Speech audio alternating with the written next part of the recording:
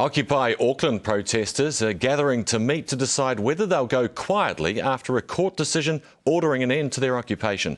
Some of the occupiers are promising to take more legal action to try to stay, but time is against them. The City Council meets in the morning and could give the protesters 48 hours notice.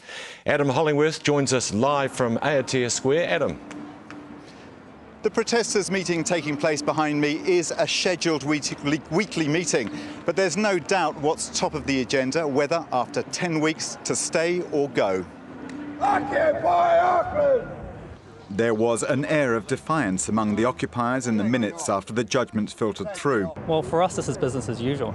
We are continuing to protest against corporate greed and against the massive and gross inequalities of power and wealth in our society. We want to keep it free from violence, alcohol and drugs. The occupiers moved in on the 15th of October, reflecting the mood of more than 2,000 similar occupations worldwide.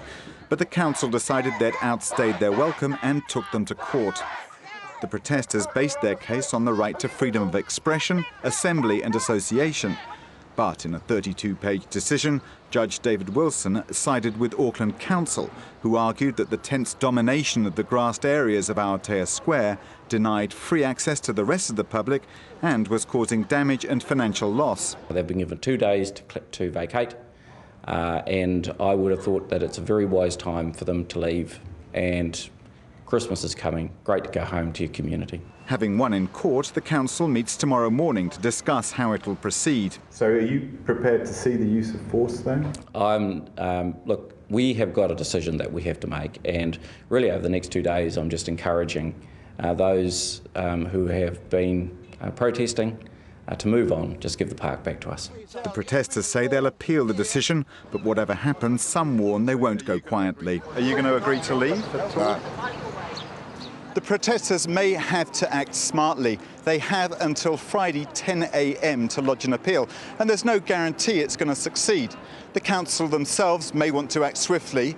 They have said that they'll give the protesters 48 hours notice of eviction, but the clock may start ticking as early as tomorrow morning when the council meets.